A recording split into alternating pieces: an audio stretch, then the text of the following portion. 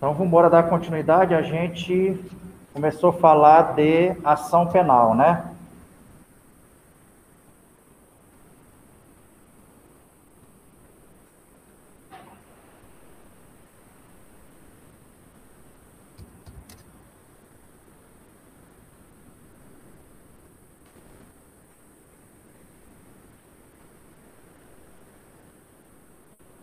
A gente falou da representação do ofendido e retratável, não, né? Chegou a falar da representação do ofendido?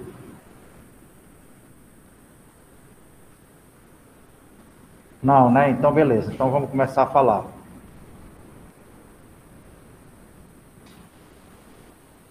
Artigo 102. Irretratabilidade da representação. 102 do Código Penal.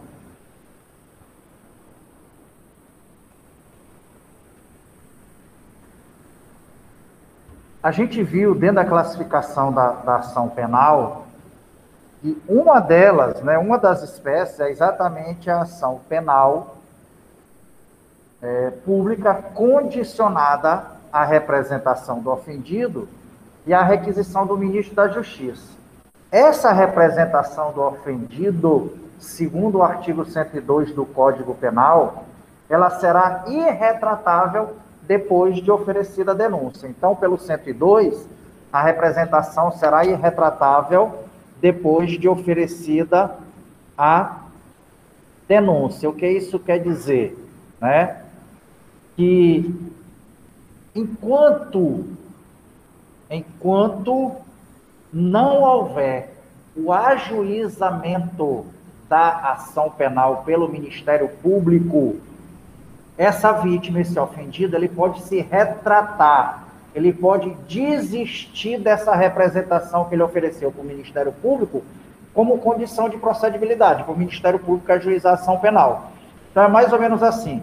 Alguém cometeu um crime contra mim, que depende da representação do ofendido. Imagine alguém que me praticou crime contra a honra, contra mim, funcionário público, no exercício das minhas funções, que depende de representação do ofendido. Então, eu chego lá para o Ministério Público, olha, eu vim representar fulano, porque praticou um crime contra a honra, eu no exercício das minhas funções, tá? De servidor público. Beleza. E aí representei, né? Representação do ofendido. Aí o Ministério Público começa a preparar a ação penal, aquela coisa toda. Só que antes dele dar entrada na ação, eu chego lá para o Ministério Público, seu Ministério Público, é o seguinte, eu desisti. Eu não quero mais que ajuize a ação contra ele. Isso é a retratação da representação, tá? E essa representação do ofendido, ela é irretratável depois de oferecida a denúncia. Então, até antes do Ministério Público oferecer a denúncia, o ofendido pode se retratar. Oferecida a denúncia, não pode mais se retratar, tá bom? Outra coisa, em relação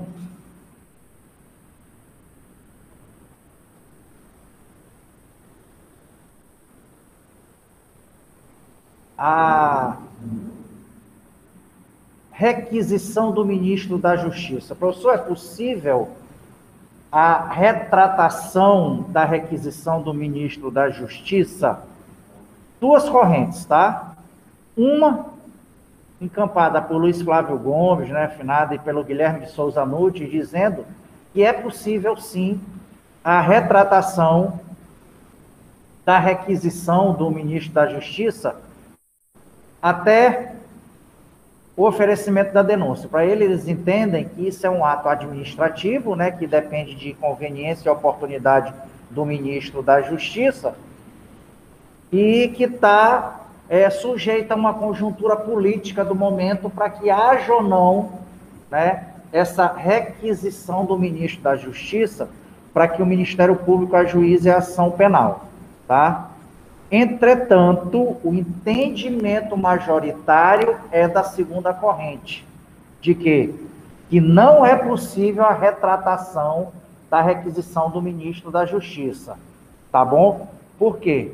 Porque, na verdade, é um crime cometido contra um agente público relevante, né?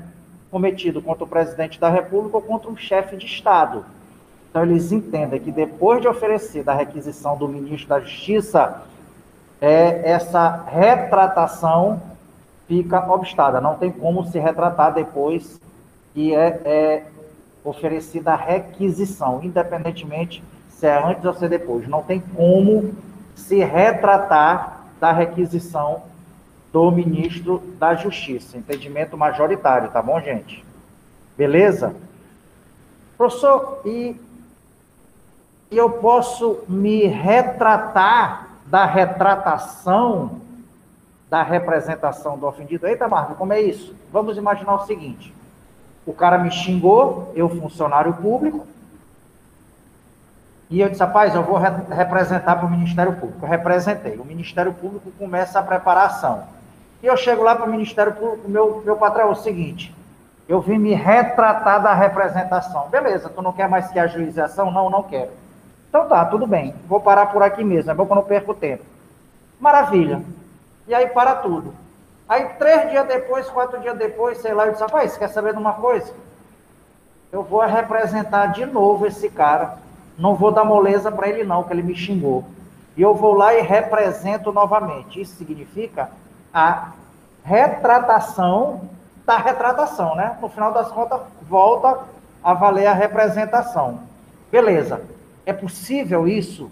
Retratação da representação do ofendido? É possível? Ou seja, é possível ele representar novamente, já que ele tinha desistido antes? Pode, não tem problema algum, tá, gente? Professor, por quantas vezes ele pode fazer isso? Na verdade, em lugar nenhum se fala de quantas vezes, tá? Mas o certo é que, até antes do ajuizamento da ação penal, ele pode se retratar. Depois de ajuizada, papai, não tem como mais se retratar da representação. Beleza? Então, vamos falar agora da decadência do direito de queixa ou de representação. Né? 103 do Código Penal. Salvo disposição expressa em contrário, o ofendido decai do direito de queixa ou de representação se não exerce dentro do prazo de 6 meses, contado de dia em que veio a saber quem é o autor do crime, ou, no caso do parágrafo 3º do artigo 100 deste Código, do dia em que se esgota o prazo para o oferecimento da denúncia. Perfeito. O que ele está tratando aqui para a gente? Ele está tratando de um instituto de direito material da ação penal de iniciativa privada, tá? Chamada decadência, tá? Ou seja, a decadência é a perda de um prazo, é deixar passar em albis, passar em branco um prazo para fazer alguma coisa, tá? Então, esse prazo de 6 meses, tá? Que é o prazo decadencial, onde decai o direito de queixa, né? O direito de ação do ofendido, do mesmo jeito que decai o direito de representação, tá? Desse ofendido na ação de iniciativa, na ação pública condicionada à representação do ofendido. Então, o cara, ele tem 6 meses ou para ajuizar a ação, ou 6 meses para representar para o Ministério Público. Professor, e de quando a gente começa a contar esse prazo de 6 meses? Beleza. Olha o que diz o 103. O prazo de 6 meses é contado do dia em que veio a saber quem é o autor do crime. Então, esse prazo de 6 meses, gente, não começa a contar do dia do fato delituoso, tá?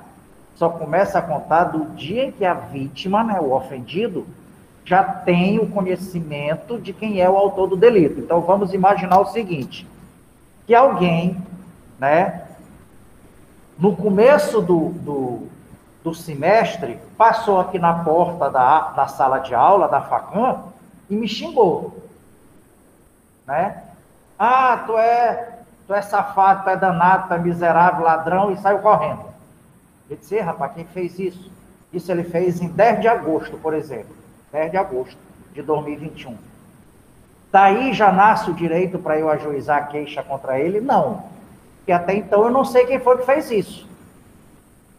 Aí o que eu vou fazer? Vou lá na delegacia, registro a ocorrência, peço para o delegado, né, instaurar um inquérito e apurar quem foi que fez isso. Quando chega agora, 10 de... Deixa eu ver se foi 10.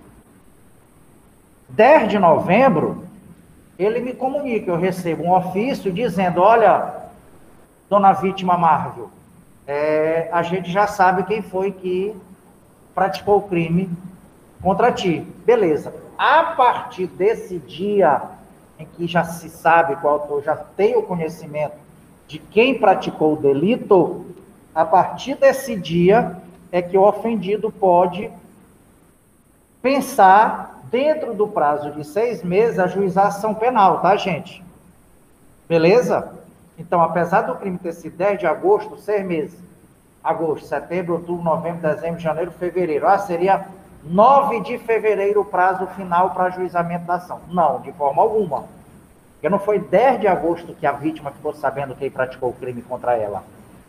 Na verdade, ele ficou sabendo 10 de novembro. Então, se 10 de novembro ele soube quem é o autor, novembro, dezembro, janeiro, fevereiro, março, abril, maio. Ele tem até 9 de maio. Tá bom? 9 de maio para o ajuizamento dessa queixa, né, dessa ação penal. Da mesma coisa a representação, né, para poder o Ministério Público ajuizar a ação penal. 6 meses de quando ele sabe quem foi que xingou. Eu sou funcionário público e o cara passou gritando que eu sou um funcionário público safado, que eu sou enrolão, mentiroso, que eu fico segurando o processo, prevaricando aquilo tudo. Opa!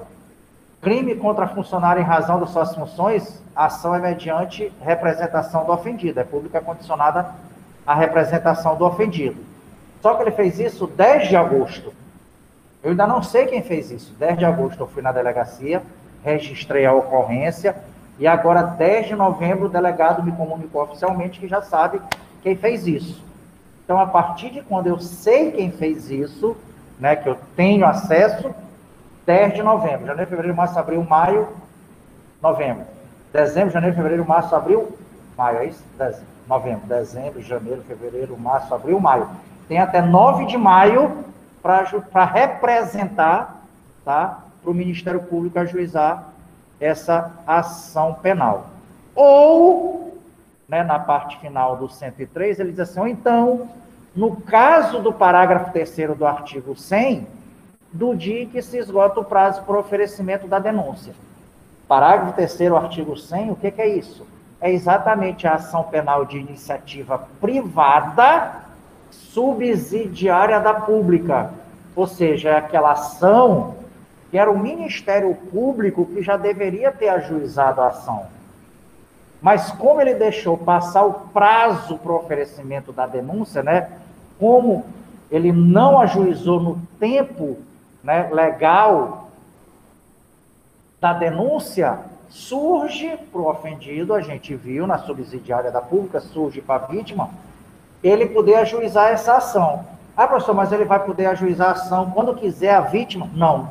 A vítima tem 6 meses também para fazer isso.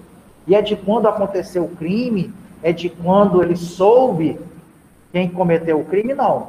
Nesse caso da subsidiária da pública, o prazo dele de 6 meses, o prazo decadencial de 6 meses, começa a correr, começa a fluir, do dia em que se encerra o do Ministério Público para ajuizar a ação, né? Para interpor a denúncia. Então, professor, qual é o prazo para o ajuizamento da denúncia pelo Ministério Público? 5 dias quando o cara está preso, isso é processo penal, tá, gente? Mas eu falo só mesmo para a gente poder ter ideia, senão fica no vácuo. 5 dias para quando o cara está preso e 15 dias para quando o cara está solto.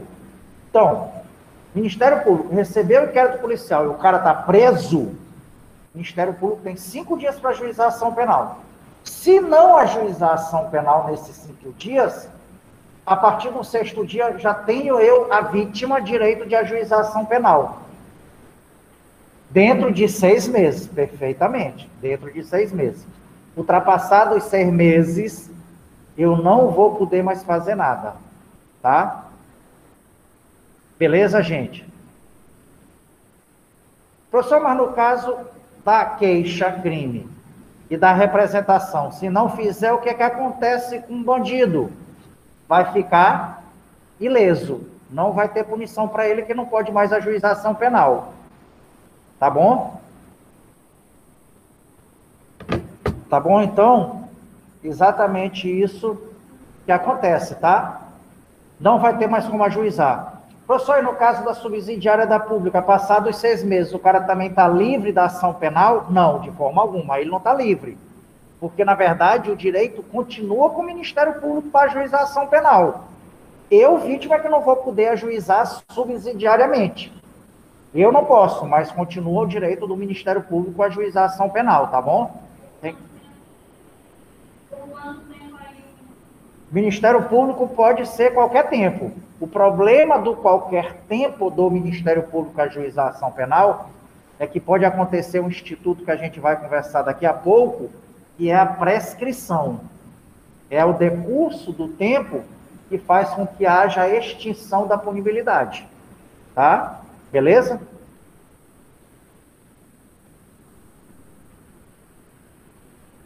Gente, eu vou aqui rapidinho no carro ver um negócio aqui para minha filha e para minha esposa e já volto. 10 minutinhos. Gente, essa renúncia, tá?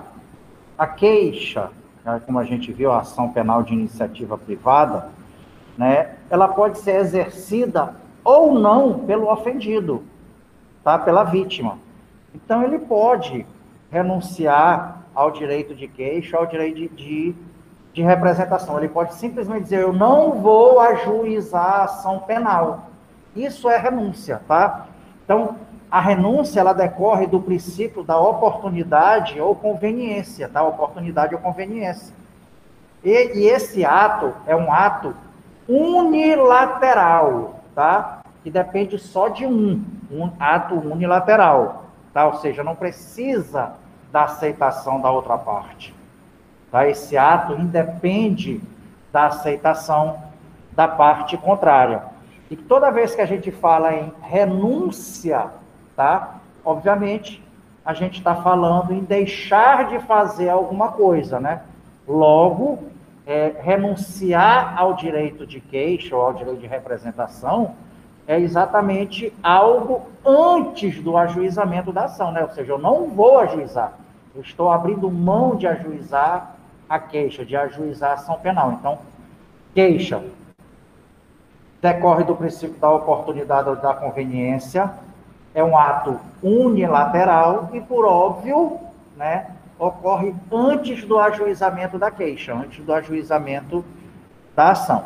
E essa renúncia, ela pode ser expressa ou tácita, tá? Ora, renúncia expressa é aquela que é feita por declaração inequívoca, né? Eu vou lá, escrevo, eu vou no cartório e registro dizendo que eu não vou entrar com ação contra a pessoa, então isso é renúncia expressa. A renúncia tácita, né, que está lá no parágrafo 1º, no parágrafo único, na primeira parte, é praticar um ato incompatível, né, com a vontade, com o desejo de ajuizar a ação penal. Então, como seria uma renúncia tácita? Vou dar um exemplo para vocês, rapidão, que a gente vai entender o que é isso, renunciar tacitamente ao direito de ação de representação. Imaginem que alguém passou aqui, praticou um crime na porta da facam, aqui da sala de aula, passou, me esculhambou, me xingou, crime contra a honra, vou ajuizar a queixa contra ele, né? Quem passou e fez isso foi fulano. Então, se passou e fez isso hoje, né?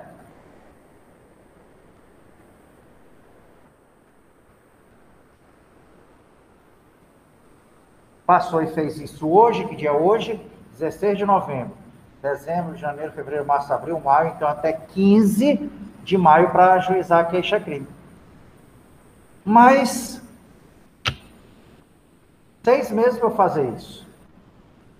Acontece que quando eu chamei meu advogado e disse, olha, prepara aí a queixa contra o cara que me xingou lá na facam, me aparece uma ex-gata. E a ex-gata diz assim: rapaz, não faz isso, não ajuiza ação contra o cara. O cara é meu primo, pô, mora no interior, aí veio para estudar aqui, tudo, e tu vai acabar com a vida dele. Não faz isso. Eu disse: eu vou pensar no teu caso. Aí ela diz assim: larga de besteira, rapaz. Tem um vale a pena ver de novo. Aí eu disse: não, não vou. Eu vou ajuizar a ação contra ele, ele tem que respeitar. Beleza. 2 dias depois, a ex-gata liga: Marvel, é o seguinte, tem, com certeza, simplesmente, 3 dias depois ela liga: Marvel, vai ter uma festa aqui em casa sábado. Vem aí, rapaz, pra gente tomar uma cervejinha, se divertir. Eu disse: rapaz, eu não vou não, porque teu primo vai estar lá. Não, rapaz, larga de besteira, não faz isso. Ele fica no canto dele, tu fica no teu e pronto. Tapar vai dar, pô, rapaz, faz isso, vai, eu tô te chamando com carinho, vai lá, larga de besteira, ó. Aí o cara, vacilão, né, vai. Lá vai Marco pra festa. Quando chega na festa, o cara tá lá, eu tô aqui no meu lugar, não demora muito, eu já com 10 na cabeça, o cara com 10, a ex-gata com 10 na cabeça, demora muito, tá todo mundo se abraçando, cantando, dançando junto, na maior farra, né? E aí, beleza, passa e eu resolvo ajuizar a ação penal. Obviamente, gente, esse ato que foi praticado por mim, isso demonstra uma incompatibilidade com o desejo de ajuizar a ação contra o cara, né? Ou seja, eu renunciei tacitamente ao direito de queixa.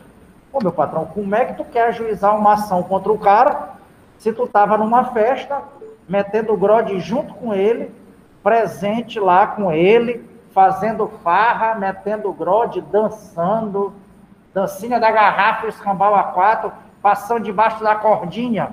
Que diabo é isso? É farra muita, só.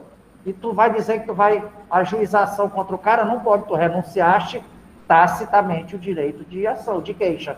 Entenderam o que é tacitamente? Tá? Ou seja, a prática de um ato incompatível com a vontade de ajuizar a ação penal. Tá? Perdão do ofendido. 105 do Código Penal. Ah, outra coisa, ia esquecendo. A parte final aqui do parágrafo único que não implica, todavia, o fato de receber o ofendido a indenização do dano causado pelo crime, né?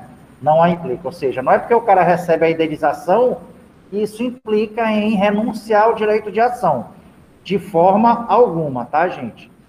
Em regra, recebimento de indenização pelo dano causado não gera renúncia ao direito de queixa, ao direito de ajuizamento da ação penal.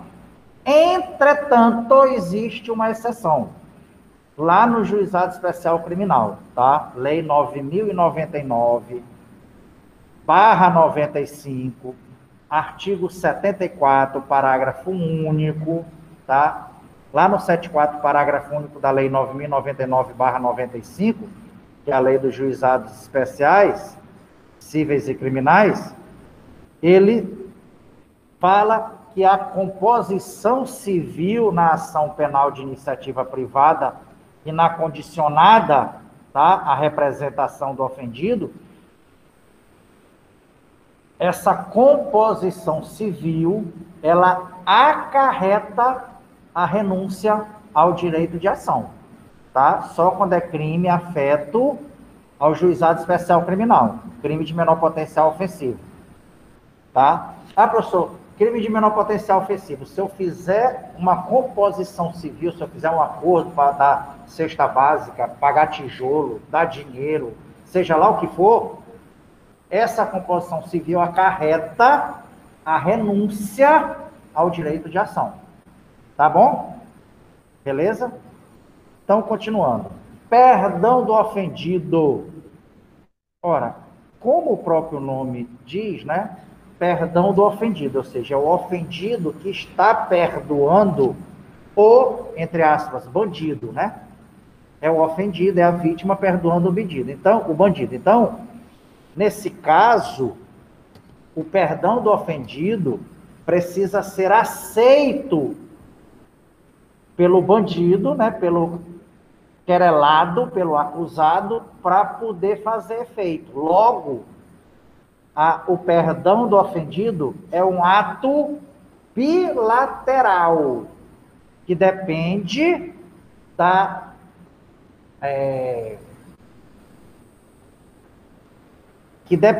aceitação, né, da manifestação da parte contrária. A parte contrária tem que se manifestar dizendo se aceita ou não esse perdão que o ofendido, que a vítima está dando para ele. Estão entendendo? Né? O cara me xingou, passou na porta aqui da sala de aula, me xingou, e aí eu ajuizei a ação contra ele. Depois que eu ajuizei a ação contra ele, eu parei para pensar, para besteira, nada a ver o que eu fiz. Vou lá e ofereço o perdão do ofendido, né? Eu perdoo o bandido. E aí ele precisa dizer se aceita ou não esse perdão. Inclusive, mais outra coisa que a gente tira disso, o perdão do ofendido ocorre durante a ação penal, tá bom?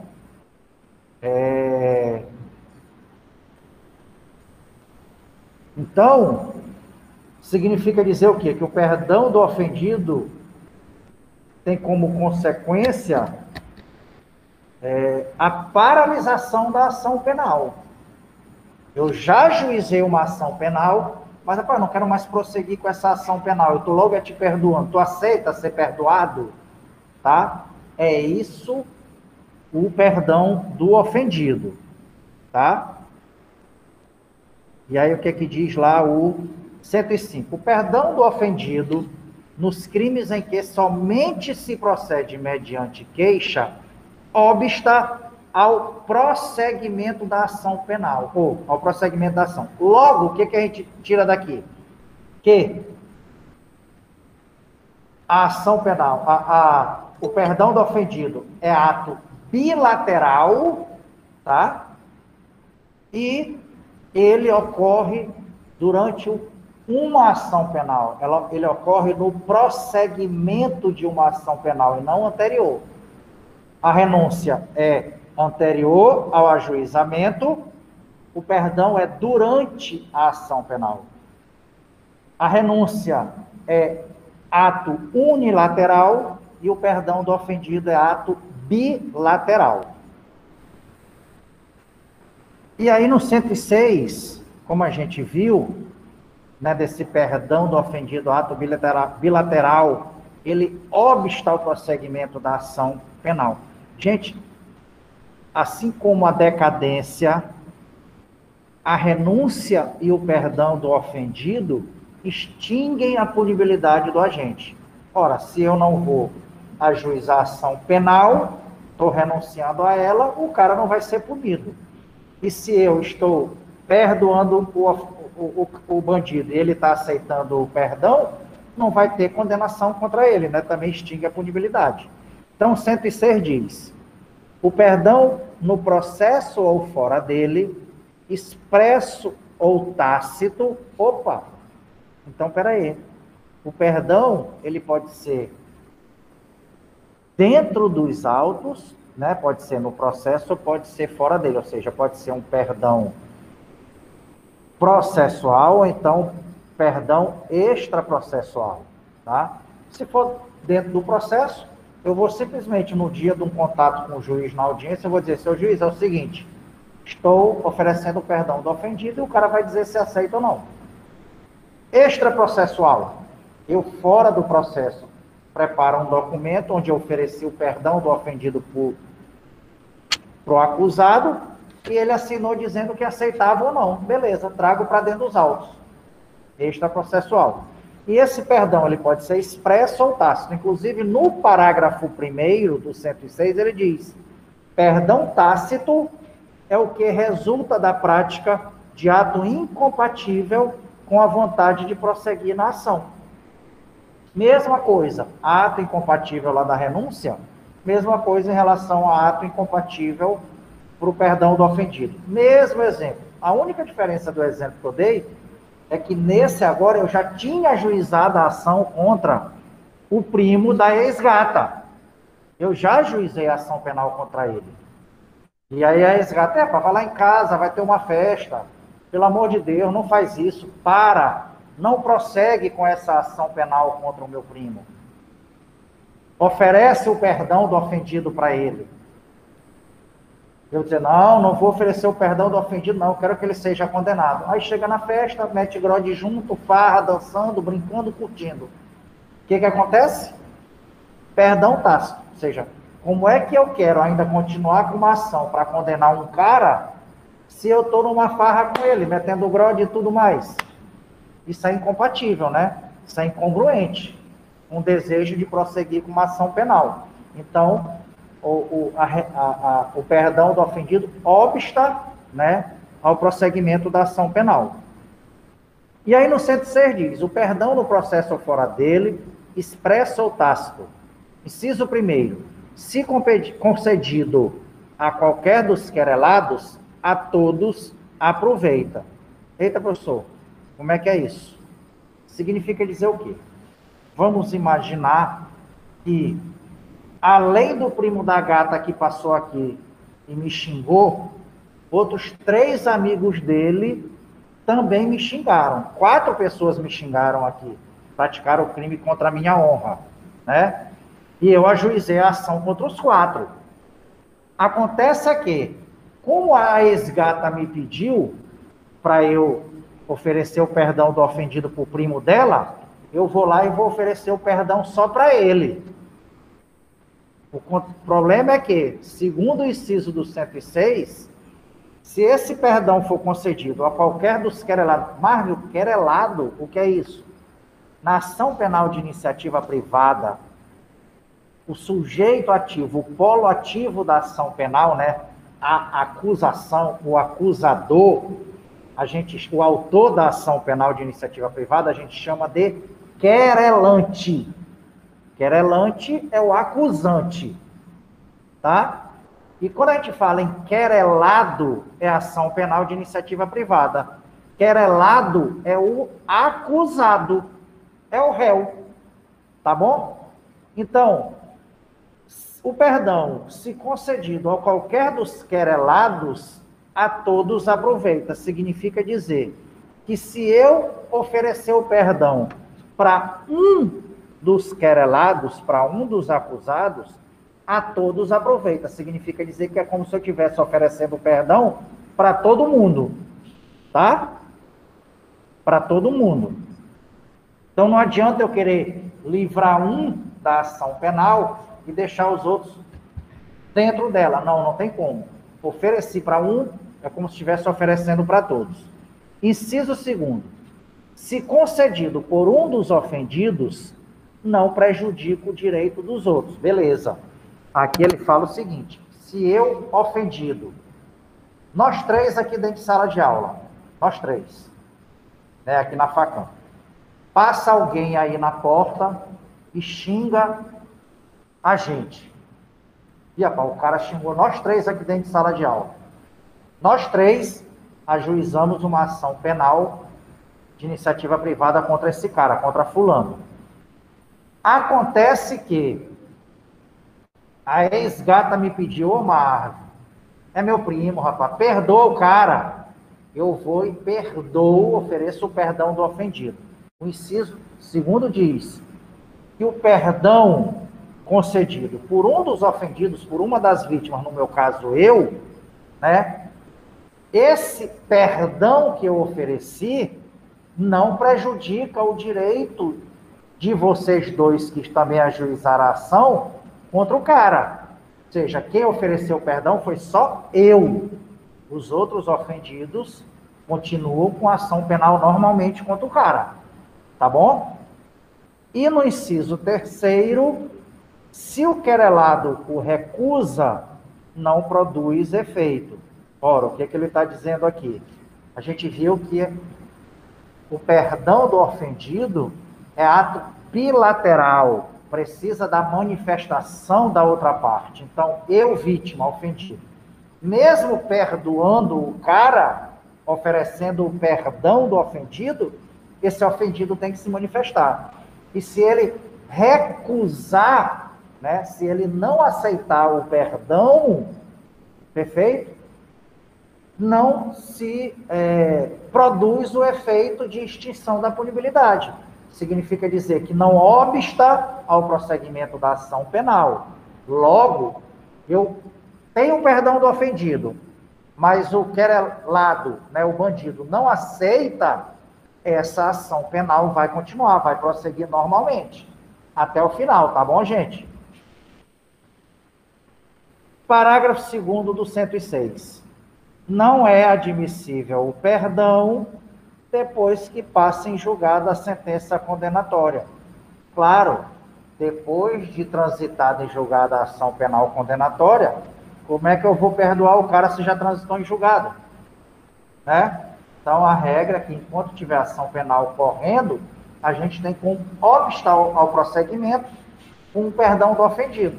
Mas depois de transitar em julgado, não tem como oferecer, né, o perdão. Tá bom? Tranquilo, gente? Beleza, então a gente passa a falar agora do último assunto, penúltimo praticamente, do nosso conteúdo programático, que é a extinção da punibilidade. Tá? Inclusive, já viram na plataforma a atividade com as 3 questões? Já? Oi. Diga. Primeiro, o senhor falou que se o perdão é oferecido a um dos ofensores, aos outros. Fala mais alto, por favor. O senhor é dito que no parágrafo 1º, que se o perdão é oferecido a um dos ofensores, aos Inciso, no inciso isso, primeiro. desculpe, obrigado. No inciso primeiro, se o perdão for oferecido a um dos ofensores, aos outros também será, né? Mas e se um deles recusar? Por exemplo, 3 pessoas ofenderam a parte, aí foi oferecido o perdão Pronto. a eles. Mas e se os outros 2 recusarem?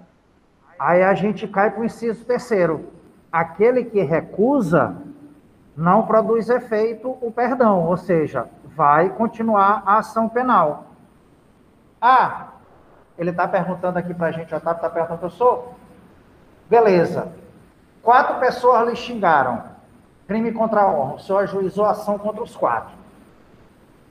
Mas o senhor ofereceu o perdão do ofendido só para o primo da ex-gata. Não vai adiantar de nada, porque segundo o inciso primeiro, oferecido o perdão para um, a todos aproveita. É a mesma coisa que eu estou oferecendo perdão para todo mundo. Acontece que só o primo da gata aceitou o perdão. Os outros 3 não aceitaram. E aí? E aí a gente vai para o inciso terceiro do mesmo 106. Que o querelado que recusa não produz efeito o perdão do ofendido. Significa dizer que não há a paralisação, né? O sobrestamento da ação penal. Logo, a ação penal continua contra os outros 3. Eu ofereci, mas eles não aceitaram. Continua a ação penal contra os 3, beleza? Só extingue a punibilidade de quem aceitou. Professor, e quem não aceitou? Continua a ação penal.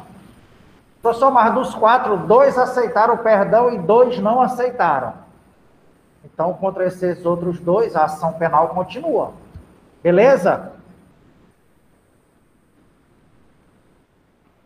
Vai já cair a chamada aqui e eu passo outro link, tá, gente? Então, da extinção da punibilidade. É o último tópico, o último capítulo, né, aqui do Código Penal que a gente vai estudar dessa parte geral, da extinção da punibilidade. Extinção da punibilidade. Só ver aqui uma coisa rapidinho.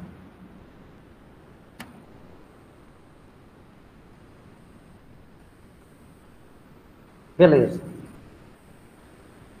Extinção da punibilidade, ou seja, é extinguir, né, a punição, é não ter mais punição. E a gente vai ver que hipóteses são essas, né, que causas são essas, onde será extinta a punição de quem cometeu esse delito, tá?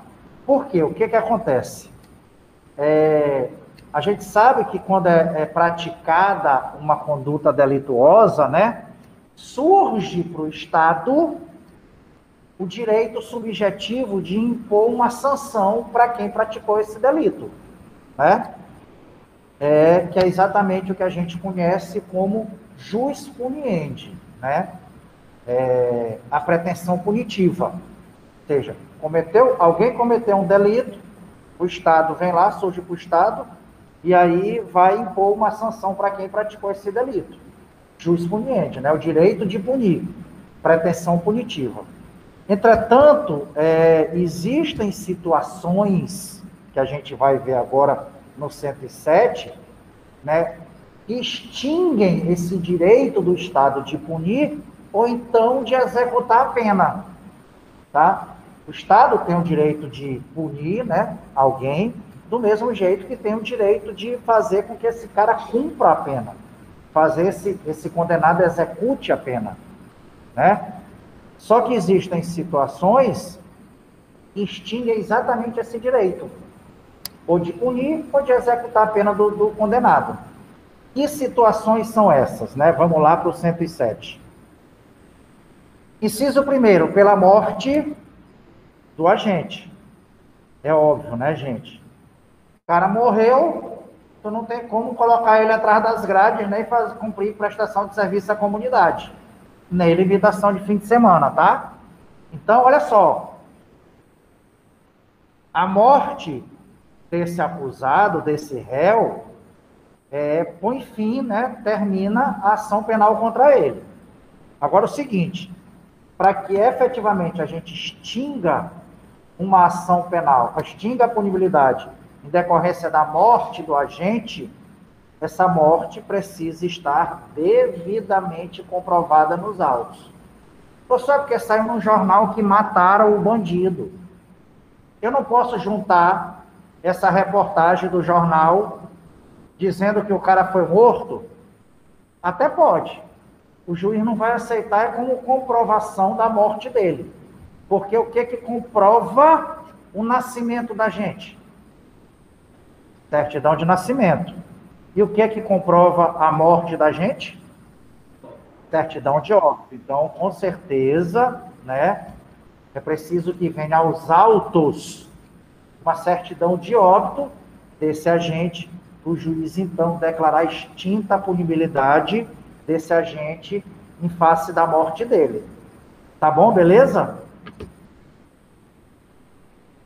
Também extingue a punibilidade pela anistia, graça ou indulto. 3 institutos extinguem a punibilidade do agente. Professor, anistia, graça ou indulto, né? Professor, já ouvi falar esse negócio aí de indulto. Então, vamos ver cada um deles. O que é a anistia? Já ouviram falar também, né? O que é anistia? Anistia, gente, é o ato pelo qual o poder público, né, declara não puníveis ou impuníveis, como vocês queiram, né? O poder público declara não puníveis por motivo de utilidade social todos aqueles que até certo dia cometeram determinados delitos. Em geral, esses delitos são delitos relacionados à política, né? São delitos políticos, tá? E aí, com a declaração de anistia, se faz cessar toda e qualquer diligência de persecução penal contra esse cara, torna nula e sem nenhum efeito qualquer condenação contra esse cidadão, tá? De quem é a competência para conceder a anistia, tá? A competência é da União através do Congresso Nacional. Perfeito, gente? Professor, então, quem é que vai anistiar o bandido? O cara que está respondendo, quem vai anistiar é o Congresso Nacional. O Congresso Nacional vai fazer uma lei, né? E aí, sancionada pelo presidente da República, dizendo, olha, estou anistiando Marvel pelo crime perpetrado no ano tal, blá, blá, blá, por isso, por isso, por isso. Pronto, beleza, uma lei. Tá bom? Que foi o que aconteceu com Zé Dirceu e Dilma, se eu não me engano, através do Congresso Nacional, sancionou uma lei anistiando Zé Dirceu e outros lá nos crimes aí. Tá, gente? Só lembrando, essa anistia, ela é uma forma de clemência e geral, tá? Produz efeitos gerais. O indulto, gente, ele é uma medida de caráter coletivo, tá? Que abrange um grupo, né? Indeterminado assim, porque a gente não vai apontar a pessoa, tá? Um determinado grupo de condenados que atendam a requisitos subjetivos e objetivos. Beleza, então vamos lá. Obrigado, Marcelo.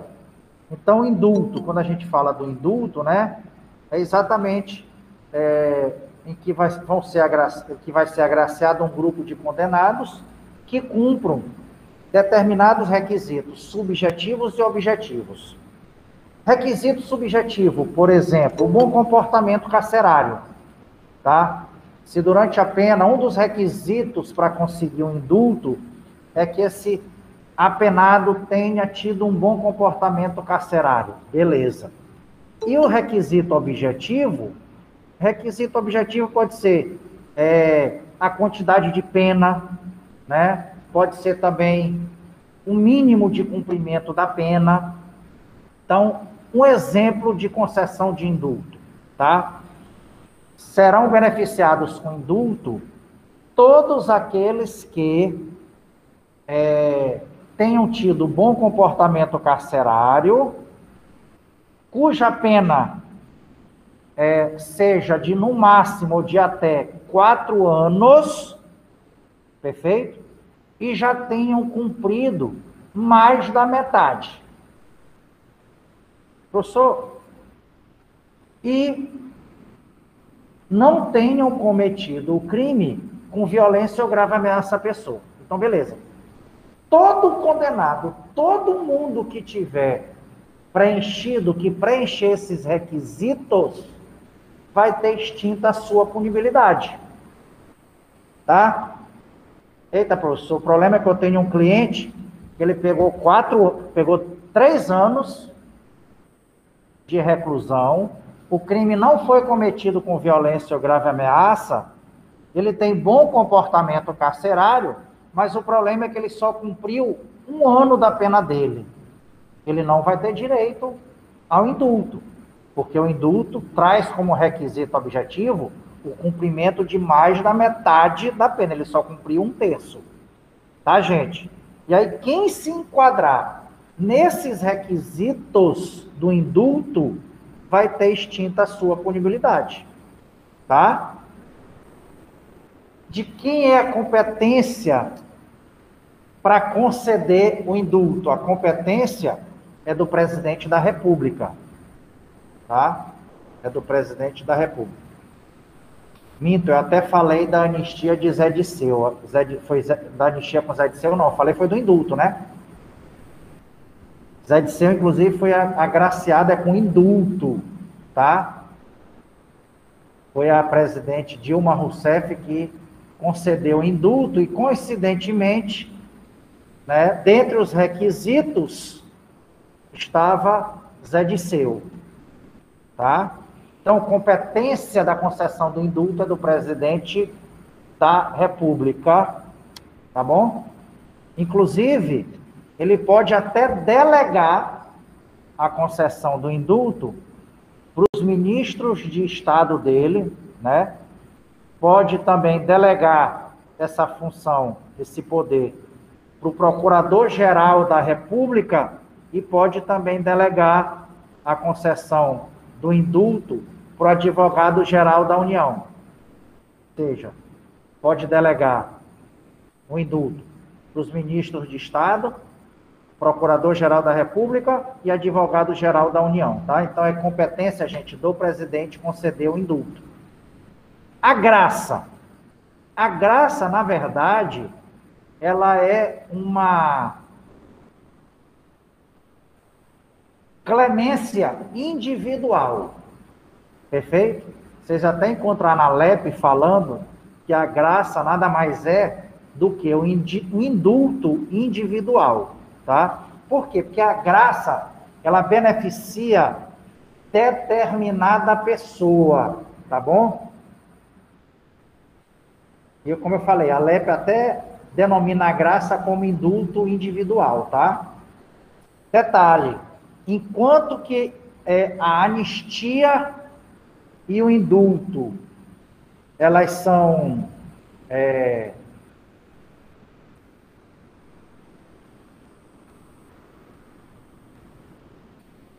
como é que a gente diz?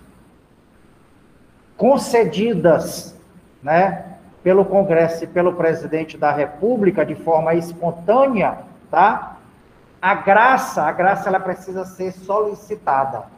Então, nem o Congresso, nem o Presidente, o Congresso não pode fazer uma lei para conceder graça, do jeito que o Presidente da República também não pode, de forma espontânea, conceder a graça para alguém. A graça, ela precisa ser solicitada. Seria mais ou menos assim. Eu fui condenado por furto, peguei 3 anos, estou no meu primeiro ano de cumprimento da pena, e eu encaminho um pedido, tá, pro presidente da República, pedindo para ele me conceder a graça. É mais ou menos assim: meu patrão, faz uma graça aí para mim e me livra dessa bomba toda que eu estou pagando. Entendeu? Pedindo para fazer uma graça pro cara. Isso é graça. Tá? Só o presidente é quem concede, mas não é de forma espontânea. Na verdade, é de forma solicitada, né? Provocada. Indulto e anistia de forma espontânea e a graça de forma provocada, solicitada. Quem pode pedir a graça para esse condenado? Obviamente, o próprio condenado, né? Qualquer pessoa do povo também pode pedir. O Conselho Penitenciário também pode pedir. E o próprio Ministério Público, gente. Tá? Ministério Público com pena de mim, rapaz, vou pedir para o presidente da República conceder a graça para Margo. E aí o presidente analisa e concede ou não a graça, tá? Entenderam? A anistia, o indulto e a graça? Então, se a gente fizer um quadro resumo, é mais ou menos assim. A anistia, a titularidade, né? A titularidade da anistia é do Congresso Nacional, a titularidade do indulto é do presidente da República. Nesses 2 casos, é de forma espontânea que eles fazem isso. Já a titularidade da graça também é do presidente da República, mas aí é de forma provocada, né? De forma solicitada. E também, se a gente for parar para pensar, a anistia, o caráter delas, né? Dessas concessões. A anistia tem caráter coletivo, da mesma forma, o indulto também tem caráter coletivo, né? Abrange o número de pessoas, só a graça que tem o caráter individual. Beleza, gente? Sim, professor. Inciso 3º, pela retroatividade de lei que não mais considera o fato como criminoso. Ora, que situação é essa? Essa situação é a situação da retroatividade da lei mais benéfica, né? É o que a gente chama de abolitio criminis. Perfeito, gente? Tá? seja, uma lei que considerava algo como crime, não mais considera. Existe a retroatividade da lei mais benéfica que não considera esse fato como criminoso. Foi o que aconteceu, por exemplo, com o crime de... Oh, meu Deus do céu.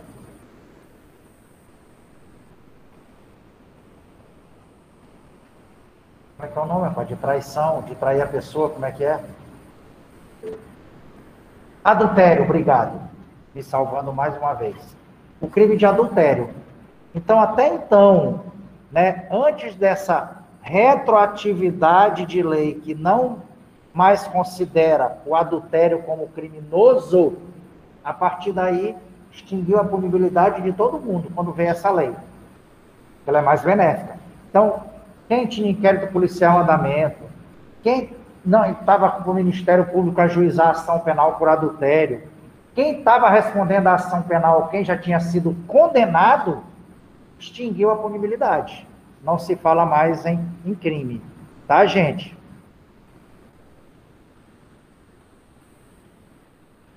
Inciso 4º, pela prescrição, decadência e perempção. Outros 3 institutos também que extinguem a punibilidade.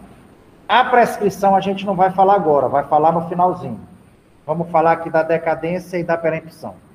A decadência a gente já viu, né?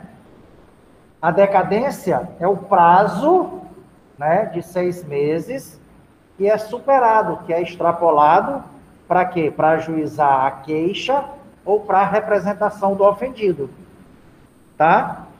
Então, a decadência é a perda do direito de ação ou de representação do ofendido, que deve ser exercido no prazo de 6 meses, de quando sabe quem é o autor do delito, ou no prazo de 6 meses. Isso, Marcelo, exatamente. Crime de adultério, obrigado. No prazo de 6 meses, do término do prazo para o ajuizamento da ação penal pelo Ministério Público, no caso da ação penal de iniciativa privada subsidiária da pública. Tá? Perempção. Professor, o que é perempção? Perempção, na verdade, é instituto estudado lá em processo penal. Lá no processo penal, ele traz para a gente as hipóteses, as causas de perempção, tá? O que interessa para a gente aqui, só saber rapidinho, né, que hipóteses são essas e o que é essa tal de perempção. Perempção, na verdade, gente, é instituto de direito da ação penal de iniciativa privada. Tá? Só da perempção só ocorre em ação penal de iniciativa privada. Só ocorre na queixa. Professor, e o que é essa perempção? Perempção, na verdade, é uma sanção processual pela desídia do autor, pela desídia do querelante. Tá? Ele é desidioso, ele é relaxado com a ação penal, e aí esse instituto, se ocorrer a perempção, extingue a punibilidade do querelado. Em regra, eu vou falar só na frente uma outra situaçãozinha, tá bom? Então, hipótese de perempção, tá?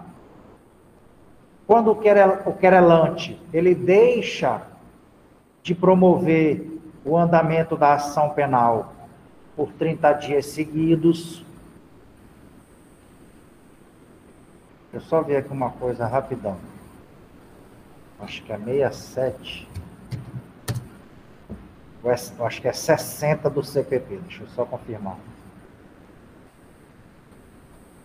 Artigo 60. Nos casos em que somente se procede mediante queixa no CPP 60, considerar-se-á perempta a ação penal. Inciso primeiro, quando iniciada esta, o querelante deixar de promover o andamento do processo durante 30 dias seguidos. Inciso segundo, quando falecendo o querelante ou sobrevindo sua incapacidade, não comparecer em juízo para prosseguir no processo dentro do prazo de 60 dias, qualquer das pessoas a quem couber fazê-lo, ressalvado o disposto no artigo 36. Inciso terceiro, quando o querelante deixar de comparecer sem motivo justificado a qualquer ato do processo a que deve estar presente, ou deixar de formular o pedido de condenação nas alegações finais. Inciso quarto, quando sendo querelante pessoa jurídica, esta se extinguir sem deixar sucessor. Beleza? Tranquilo. Então, a perempção, a desídia do autor na ação penal de iniciativa privada, causa a extinção da punibilidade. Gente, só não vai haver a extinção da punibilidade quando da ocorrência da perempção somente na ação penal de iniciativa privada subsidiária da pública. Porque na subsidiária da pública, lembrem-se, o dono da ação penal é o Ministério Público. Acontece que o Ministério Público não ajuizou a denúncia no prazo legal. E na hora que ele não ajuiza a ação, nasce para o ofendido o direito de ajuizar dentro de 6 meses. Vamos dizer que o Ministério Público não ajuizou e eu ajuizei a ação penal que foi a vítima do roubo. Beleza. Acontece que, durante 30 dias seguidos, no inciso 1º do 60, eu deixei de promover o andamento da queixa-crime, da ação penal, durante 30 dias seguidos. O que o juiz vai fazer? Olha, Mário, e aqui houve a perempção com base no artigo 60, inciso 1º. Sendo assim, tu não pode mais prosseguir nessa ação. Mas eu não posso declarar extinta a punibilidade do acusado, do querelado.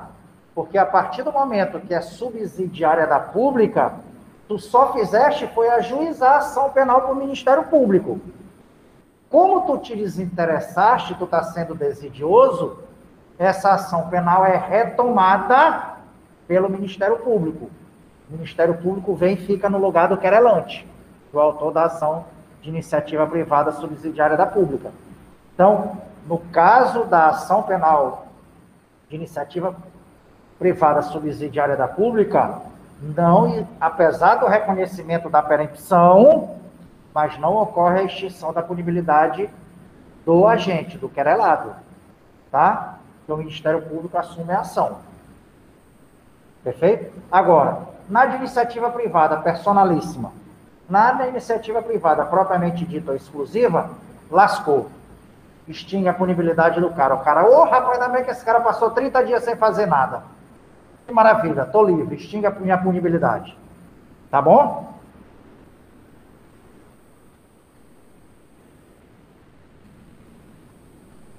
Inciso 5º do 107.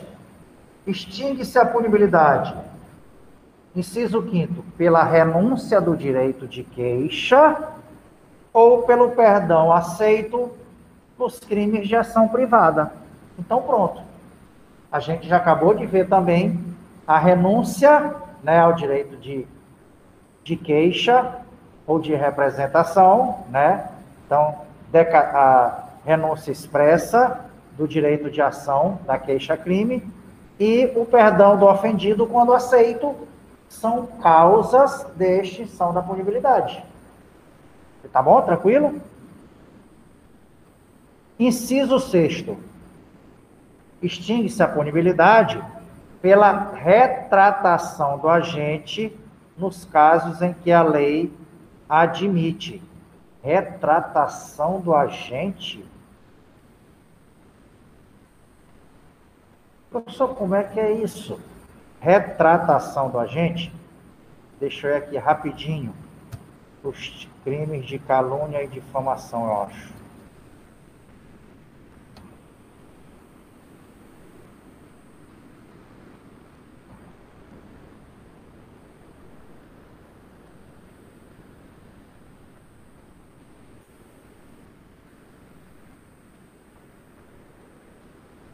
Pronto. No crime de calúnia e de difamação, a lei expressamente, né, permite a retratação como causa, como hipótese de extinção da punibilidade. Olha só o que diz o artigo 143 do Código Penal, no caput. O querelado que? O querelado é quem está sendo processado, né, pela queixa-crime. É o bandido, é quem praticou o crime. Diz lá, o querelado que, antes da sentença, se retrata cabalmente da calúnia ou da difamação, fica isento de pena, ou seja, não vai ter punição para ele, não vai ter punibilidade.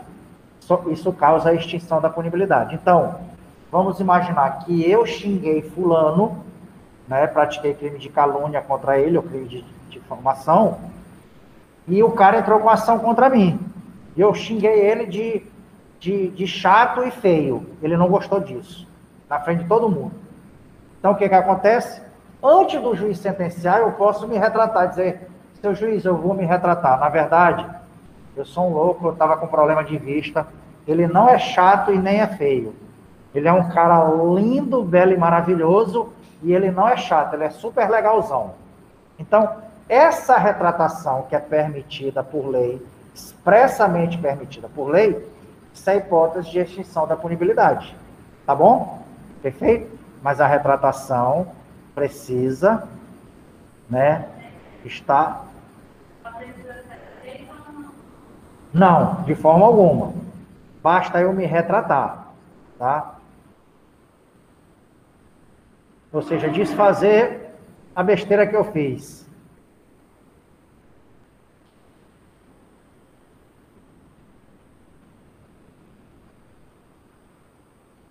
Deixa eu voltar aqui para o 107. Então, ó, pela retratação do agente, nos casos em que a lei a admite, tá bom? Inciso 9. Extingue-se a punibilidade pelo perdão judicial nos casos previstos em lei. Professor, mas perdão judicial, a gente não falou agorinha do perdão? Pois é, a gente não pode confundir o perdão do ofendido com o perdão judicial, né? Que é o perdão dado pelo juiz, tá? Nos casos em que a própria lei permite extinguir a punibilidade, né, pelo perdão judicial. O que é esse perdão judicial? Na verdade, o juiz, ele deixa de aplicar a pena, ele não pune, extingue a punibilidade. Exemplo de perdão judicial. Lá no artigo 121, inciso 5º do Código Penal. Olha só o que diz aqui no inciso 5º do 121. No parágrafo 5º. Na hipótese de homicídio culposo, o juiz poderá deixar de aplicar a pena se as consequências da infração atingirem o próprio agente de forma tão grave que a sanção penal se torne desnecessária. Ou seja, o juiz deixa de aplicar a pena, ele perdoa judicialmente. Tá? Professor, mas como é que é isso? Deixa de aplicar a pena se as consequências da infração, né, do crime que ele cometeu, atingirem o próprio agente de forma tão grave que a sanção penal, que a própria pena se torna desnecessária. Como seria isso?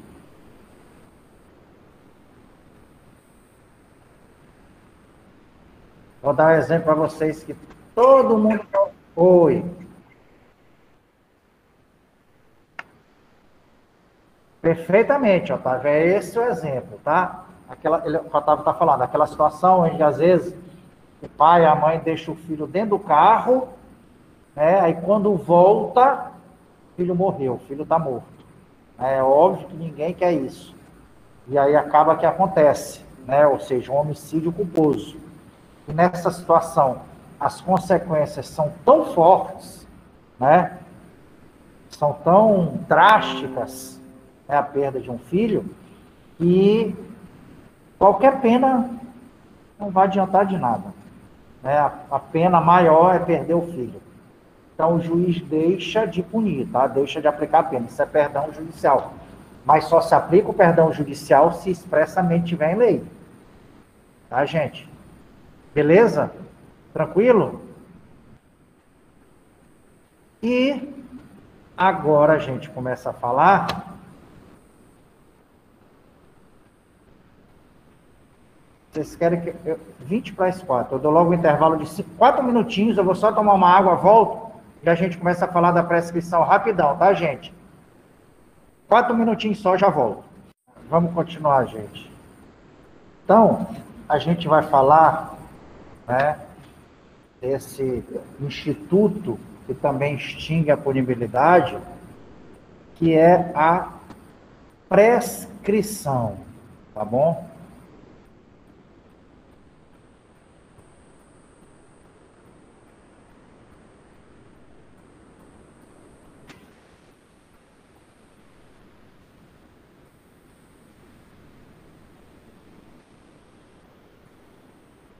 O que é a prescrição?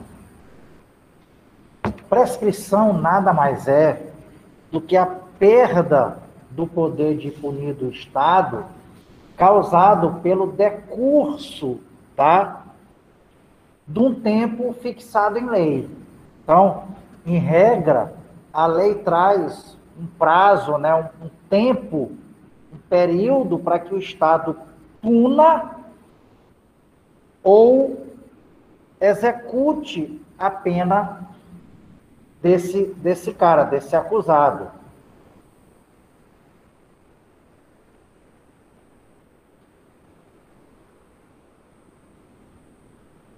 Tá bom? Então, a gente tem a classificação, as espécies, né, de prescrição. A gente tem a prescrição da pretensão punitiva e tem a prescrição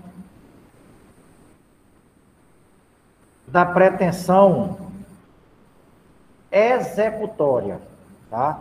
A prescrição pode ser do tipo prescrição da pretensão punitiva, né? Ou seja, a prescrição da pretensão do direito de punir e a prescrição da pretensão executória, né? Prescrição do direito de executar a pena do cara, né? Da pretensão executória. Então, o que acontece?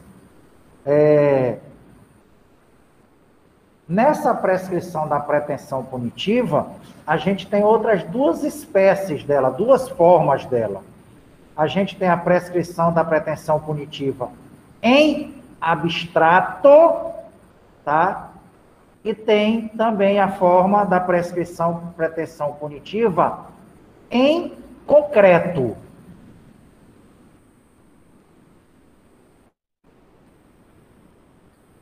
Perfeito? Na prescrição da pretensão punitiva em concreto, ela se subdivide em outras duas. A gente tem, primeiro, a prescrição da pretensão punitiva em concreto retroativa e a outra forma, né, a outra espécie é a prescrição da pretensão punitiva em concreto superveniente. Tá bom? Então, vamos lá para o 109.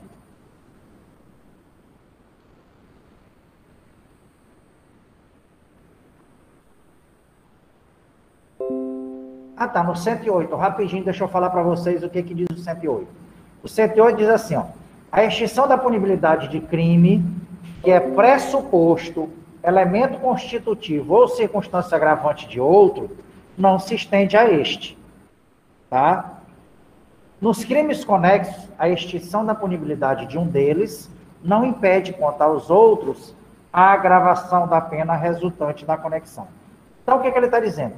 Que quando a gente tem dois ou mais crimes, onde um é pressuposto do outro, tá?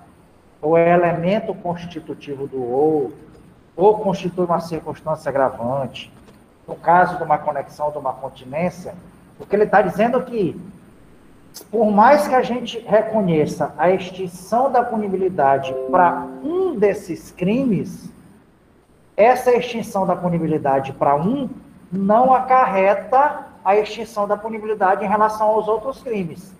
Significa dizer que eu posso ter cometido 3 crimes, tá?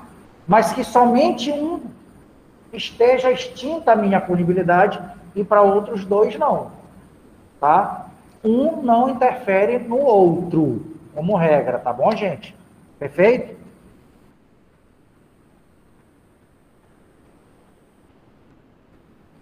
Por exemplo, oi. Oi? Ah, tá, não, beleza. Tá, eu vou dar só um exemplo para ficar melhor ainda. Receptação e furto. Eu furtei aqui uns celulares e vendi para um cara no interior do estado, porque ele usa para vender e também para fazer de peça de reposição para outros celulares. E aí, ele sabe que eu furto e entrego para ele. Então, a casa caiu para nós 2. Eu sendo processado por furto e ele sendo processado por receptação. Acontece que a ação em relação a mim, ela simplesmente foi extinta a punibilidade porque eu morri. Eita, Marvel que cometeu o furto morreu. Se Marvel morreu, extinguiu a punibilidade para ele, certo? Em compensação, não é porque um crime depende da existência do outro que também está extinta a punibilidade da receptação lá do meu comparsa. Não, de forma alguma. Eles não vão se comunicar. Ele continua respondendo pelo crime de receptação normalmente. Tá bom? Então, o que é que diz o 109? A prescrição, antes de transitar em julgada a sentença final, salvo disposto no parágrafo 1º do artigo 110 deste Código, regula-se pelo máximo da pena privativa de liberdade combinada ao crime, verificando-se. Aí, gente, tem uma tabelinha bem aqui. Inciso 1º, essa tabelinha traz os prazos prescricionais, né? Traz exatamente, como a gente falou, né? Aquele tempo fixado na lei para que ocorra a prescrição, ou da pretensão punitiva ou da pretensão executória, tá? Então, prescreve em 20 anos, se o máximo da pena é superior a 12. Professor, o máximo da pena, que pena é essa? Da pena máxima privativa de liberdade combinada ao crime. Tá vendo lá no caput?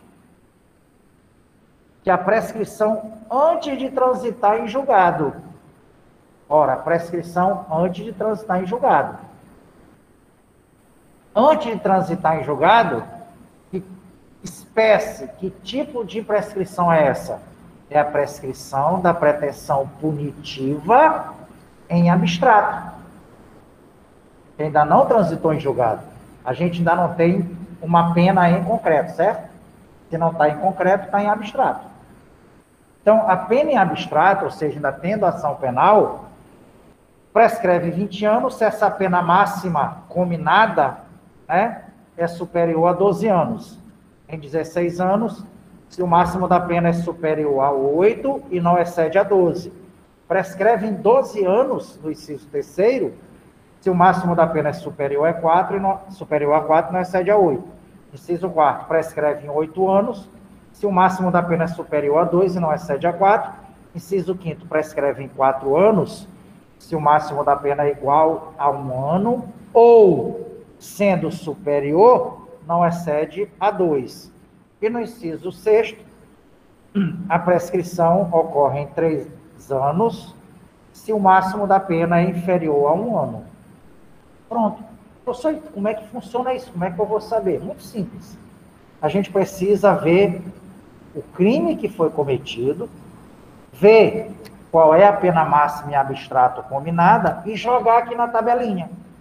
Então, por exemplo, vamos imaginar que eu cometi o crime do artigo 157 do Código Penal. 155 do Código Penal.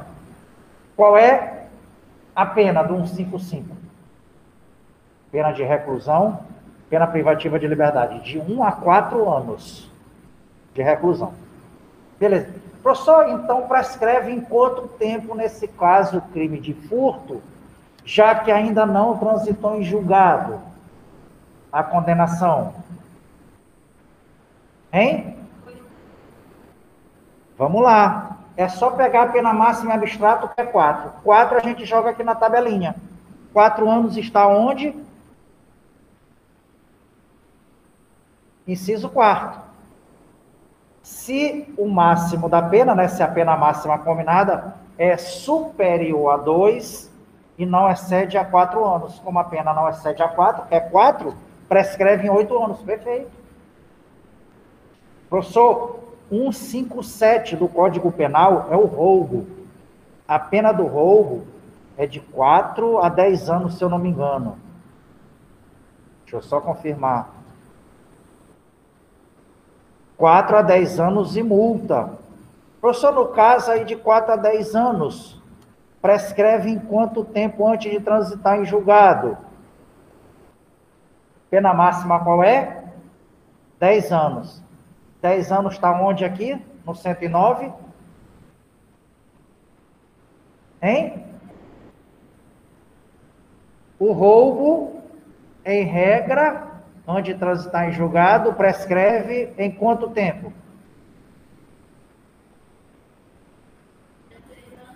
16 anos, claro. Por quê? Porque a pena máxima é superior a 8, é mais de 8 anos, e não excede a 12, ou seja, mais de 8 até 12. 10 anos, que é a pena máxima em abstrato, combinada, está exatamente nesse intervalo, maior que 8 até 12. Então, prescreve em 16 anos, inciso 2º do 109. Estão entendendo, gente? É só pegar a quantidade máxima, já que não transitou em julgado, pega a pena máxima combinada e joga na tabelinha.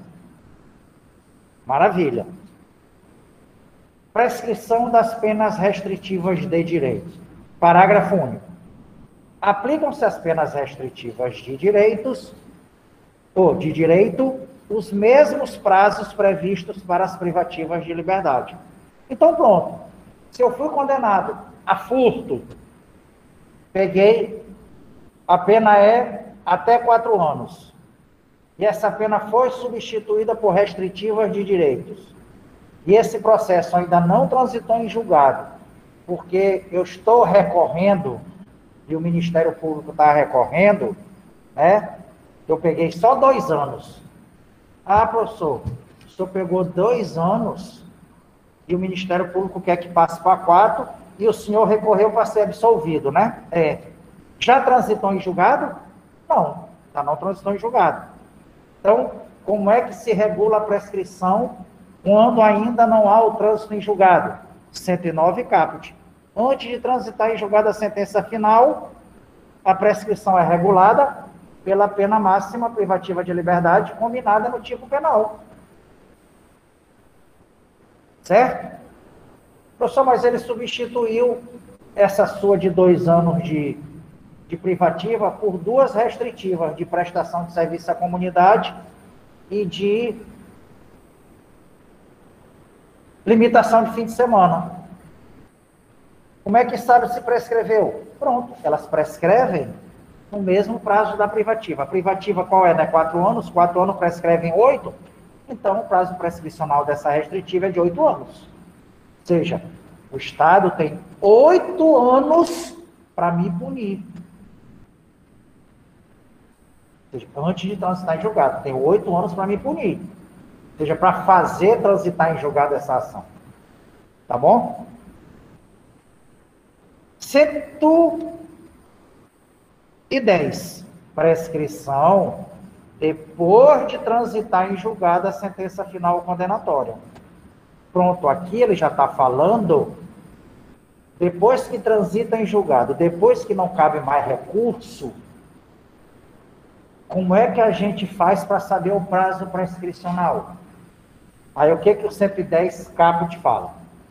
A prescrição, depois de transitar em julgado a sentença condenatória, regula-se pela pena aplicada.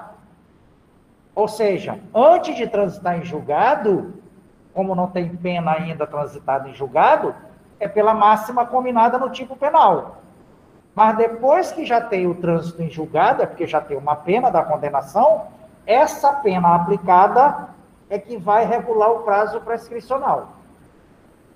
Tá bom? Então, a prescrição, depois de transitar em julgado a sentença condenatória, regula-se pela pena aplicada e verifica-se nos prazos fixados no artigo anterior, os quais aumentam de 1/3 se o condenado é reincidente. Pronto. O que ele está dizendo aí, professor? Então, vamos lá. O cara pegou uma pena de 1 ano de detenção que já transitou em julgado. Prescreve em quanto tempo 1 ano?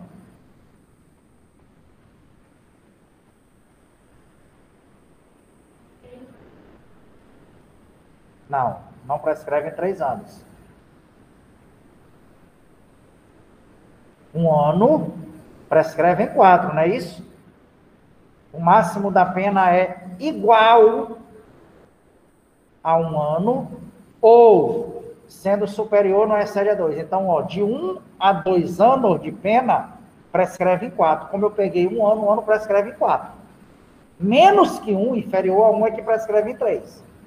Perfeito? Maravilha. Professor, meu cliente foi condenado, já transitou em julgado, ele pegou 15 anos pelo homicídio. 15 anos prescreve em quanto tempo, professor?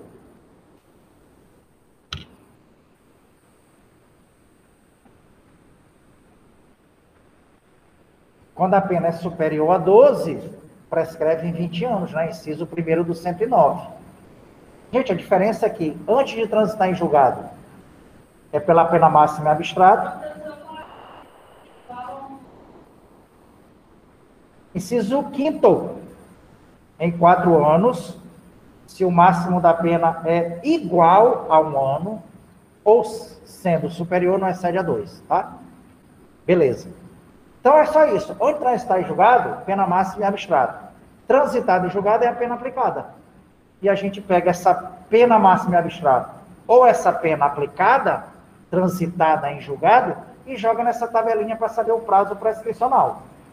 Tá?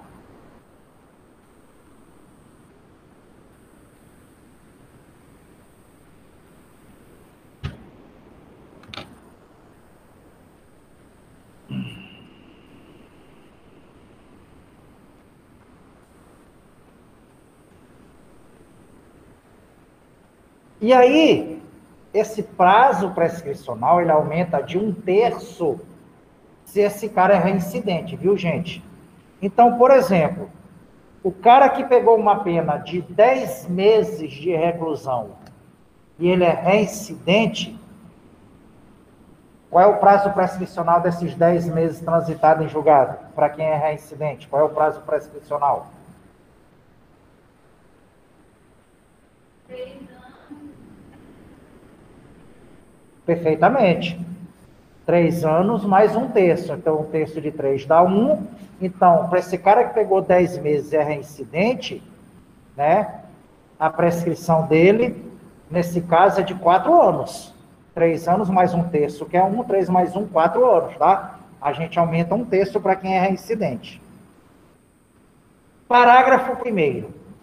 A prescrição, depois da sentença condenatória com trânsito em julgado para a acusação, ou depois de improvido o seu recurso, regula-se pela pena aplicada, não podendo, em nenhuma hipótese, ter por termo inicial data anterior à denúncia ou queixa. Professor, mas a prescrição, depois da sentença condenatória com trânsito em julgado para a acusação, regula-se pela pena aplicada? É a mesma coisa que o trânsito em julgado? Não, aqui tem um pulo do gato. Quando a gente fala em prescrição, depois de transitada a condenação, a gente está falando de que espécie, de que classificação da prescrição? Prescrição da pretensão punitiva em concreto. Antes de transitar em julgado, é em abstrato. Né? Punitiva em abstrato e punitiva em concreto. Antes de transitar, punitivo em abstrato. Depois de transitar, punitiva em concreto. Só que existe uma peculiaridade. Qual? Às vezes, a ação penal ainda não transitou em julgado, mas a prescrição é regulada pela pena aplicada. Em que situação? Nessa primeira parte do parágrafo 1º do 110. Vou dar um exemplo. Eu cometi o crime de roubo, tem uma ação penal contra mim, a pena do roubo é de 4 a 10 anos. Certo? E aí o juiz me condenou a 4 anos. Quando eu fui condenado a 4 anos, eu não fiquei satisfeito. Eu vou recorrer. Esse é o tribunal. Apesar da pena estar no mínimo legal, 4 anos, mas está errado, eu tenho que ser absolvido, eu não pratiquei esse crime. Eu estava viajando quando esse crime aconteceu. Ok? Eu recorri. O Ministério Público não recorreu. Pela parágrafo 1º do 110, o que diz? A prescrição, depois da sentença condenatória, com trânsito em julgado para quem? Para acusação. Então, na hora que vem o trânsito em julgado para acusação, mesmo a ação penal continuando, não transitando no todo, a gente vai regular a prescrição por essa pena aplicada. Por quê? Porque o tribunal não pode, por mais que o tribunal perceba que essa pena não deveria ser de 4 anos, que essa pena deveria ser de 10 anos, o tribunal não pode mais mexer nela. Porque se a própria acusação se contentou com 4 anos, o tribunal não pode fazer para prejudicar, perfeito? Perfeito. Então, meu Deus, o juiz errou, o tribunal lá olhou, o desembargador disse, meu Deus, o tribunal errou, o juiz errou. A pena desse cara era para ser 10 anos, e ele botou só 4. Mas como o Ministério Público não recorreu, ou seja, transitou em julgado para a acusação, a prescrição é regulada por essa pena aplicada. De 4 anos. E 4 anos prescreve em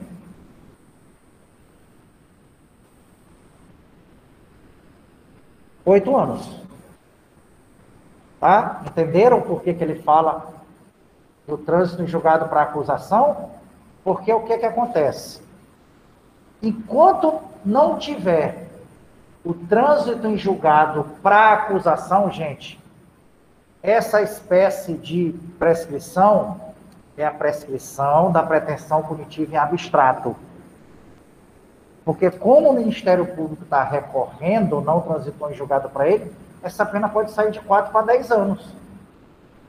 Acontece que, por mais que a pena tenha sido aplicada há 4 anos, e 4 anos prescreve em 8, mas se o tribunal acolher o recurso do Ministério Público e botar a pena para 10 anos, 10 anos prescreve em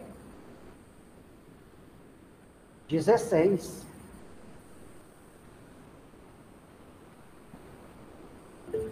Estão vendo como é que funciona? E aí, quanto maior o lapso temporal da prescrição, mais difícil de prescrever, porque demanda mais tempo, e aí, pior para esse réu, que não vai ter declarado extinta a punibilidade. Se o tribunal mantiver em 4 anos, beleza, prescreve em 8.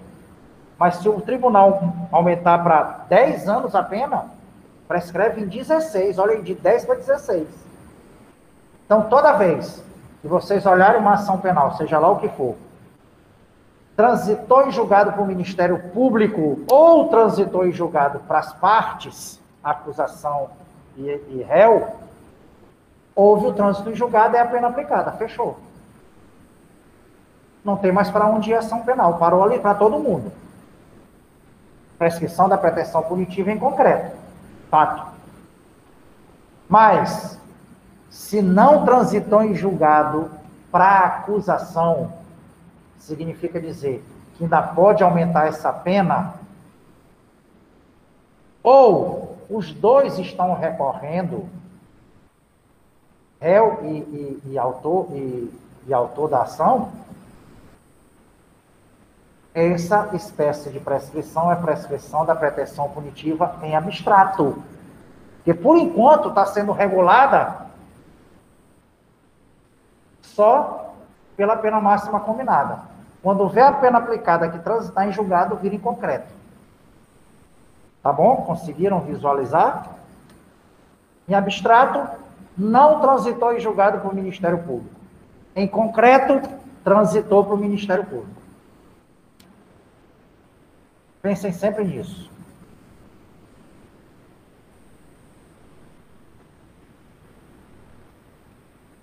Vai já acabar nosso horário, mas antes disso, acho que eu termino a nossa aula.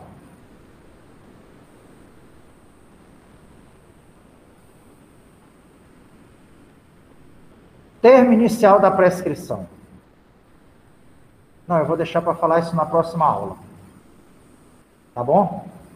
Aí a gente começa a falar do 111 do termo inicial da prescrição e termina o nosso conteúdo na próxima aula. Muitíssimo obrigado pela presença de todos. Alguma dúvida, gente? Não, professor. Só aqui na turma, rapidão, para eu responder. Prescrição da pretensão em abstrato, a gente considera enquanto não tiver o trânsito em julgado para o Ministério Público. Em abstrato, não transitou em julgado para o Ministério Público. Em concreto, transitou em julgado para o Ministério Público e para o réu também. Tá? Professor, porque eu tenho um cliente que eu estou defendendo ele, e o juiz sentenciou semana passada, condenou ele a 4 anos pelo crime de roubo. Eu vou recorrer, pedindo a absolvição do meu cliente. E o Ministério Público também já recorreu, pedindo para o tribunal aumentar a pena do meu cliente. Essa prescrição, o prazo prescricional, como é que eu conto? É da pena máxima em abstrato ou da pena em concreto? Só tem essas duas formas. Ou é a pena máxima combinada, né? Ou é a pena em concreto. Professor, como é que eu faço? Vamos lá. Tu vai recorrer? Vou. Beleza. Não transitou em julgado para ti. Ministério Público está recorrendo? Tá. Se o Ministério Público está recorrendo, é prescrição da pretensão punitiva em abstrato.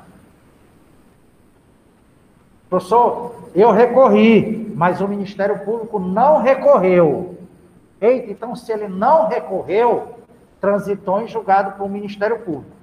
Se transitou em julgado para o Ministério Público, mesmo que tu estejas recorrendo, depende, porque transitou em julgado para o Ministério Público, é prescrição da pretensão punitiva em concreto. Beleza? Mais uma vez, alguma dúvida? Sendo assim, muitíssimo obrigado pela presença de todos, pela compreensão. Até o nosso próximo encontro, onde encerraremos o nosso conteúdo programático. Já lancei a atividade na plataforma, já viram, né? E vou cobrar ali o negócio das notas e faltas, para que vocês olhem, tá, gente? Qualquer coisa, falar com o representante me avisa. Muitíssimo obrigado, uma boa tarde, uma boa semana a todos.